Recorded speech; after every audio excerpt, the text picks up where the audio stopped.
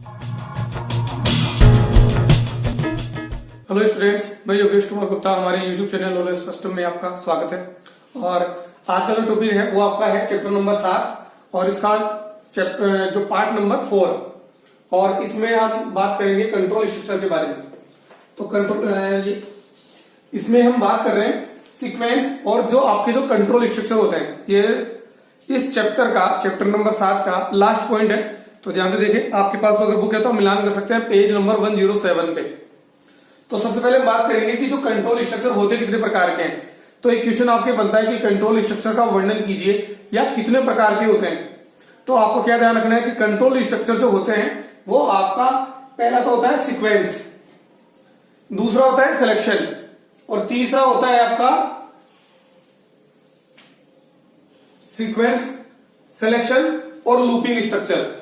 तो किस तरह से है वो एक बार आप समझें कि सबसे पहला है सीक्वेंस, जिसमें क्या होता है, जिसमें लगातार स्टेटमेंट 1 to 1 एक एक करके चेक होते हैं।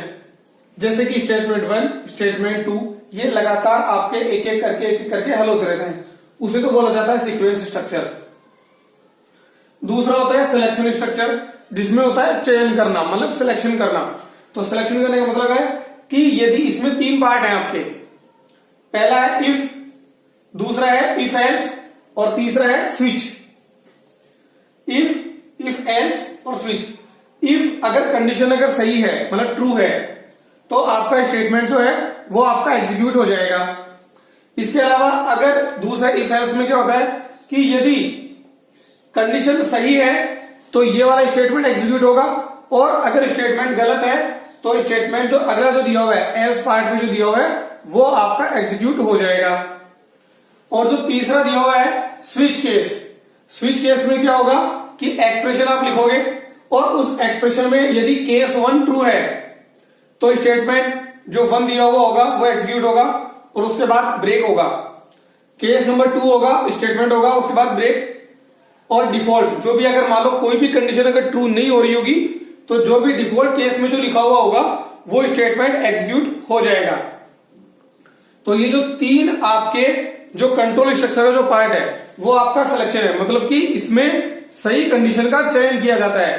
तो पहला हो गया सीक्वेंस, जिसमें लगातार क्रम से स्टेटमेंट का एग्जीक्यूशन होता है, जिसमें कोई भी कंडीशन नहीं होती है।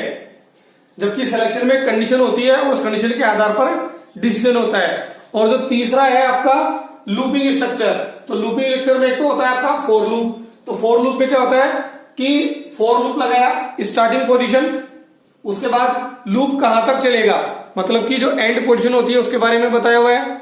और तीसरा होता है इंक्रीमेंट करना या डिक्रीमेंट करना, कि लूप को एक कदम आगे लेके जाना और स्टेटमेंट को एग्जीक्यूट कर दिया जाएगा। तो ये होता है आपका फॉर लूप।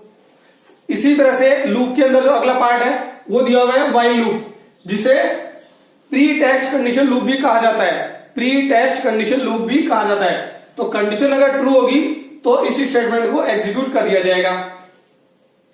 तो इस कंडीशन में अगर पहली बार में अगर मान लो कंडीशन अगर आपने गलत लिख दी तो कोई भी एग्जीक्यूशन नहीं होगा, क्योंकि कंडीशन को पहले जांचा जा रहा है। दूसरा जो होता है डू व्हाइल। डू व्हाइल में क्या होता है कि पहले आपका स्टेटमेंट एग्जीक्यूट होगा और उसके बाद जब तक की कंडीशन अगर ट्रू रहेगी तब तक आपका जो लूप है वो एग्जीक्यूट होता रहेगा। इसमें कम से कम जो लूप है वो एक बार तो निष्पादित होता ही है। तो डू में और डू व्हाइल में ये अंतर है। तो एग्जाम में ऐसा क्वेश्चन आ सकता है कि व्हाइल और डू व्हाइल लूप में क्या अंतर है। तो स्टूडेंट आपको एक इंपॉर्टेंट बात मैं बता दूं कि ये जो डू व्हाइल और व्हाइल लूप जो है ये आपका PLSQL में भी दिया हुआ है। तो आप जब एग्जाम में क्वेश्चन देखें तो उस समय आपको ये चीज जरूर ध्यान रखनी है कि आप जो क्वेश्चन कर रहे हैं वो PLSQL का है या आपके C++ का है, और उसी के अकॉर्डिंग आपको आंसर लिखना है। तो ये ध्यान रखें, इसे पोस्ट टेस्ट कंडीशन लूप भी कहा जाता है। तो एक बार वापस से मैं शॉर्ट में रिवाइज कर दूं आपका सीक्वेंस स्ट्रक्चर जो आपके पहले प्रकार का है, दूसरा आपका सिलेक्शन स्ट्रक्चर जिसमें आपके इफ एल्स और स्विच स्टेटमेंट आता है, और तीसरा होता है लूप स्ट्रक्चर जिसमें एक से अधिक बार एग्जीक्यूशन होता रहता है। तो जिसमें फॉर लूप हो गया, व्हाइल लूप हो गया और डू व्हाइल लूप हो गया। तो ये आपका 1 या 2-3 नंबर के क्वेश्चन बनते हैं। बड़ा क्वेश्चन तो इस चैप्टर में से नहीं बनेगा, तो इस चैप्टर में से छोटे क्वेश्चन बनेंगे। तो स्टूडेंट्स आप रेगुलर स्टडी करें, एग्जाम निश्चित रूप से होगी। और आपको कुछ भी जानना हो तो मुझे कमेंट करें, लाइक करें और अपने दोस्तों के साथ इसको शेयर करें, सब्सक्राइब करें। Thank you.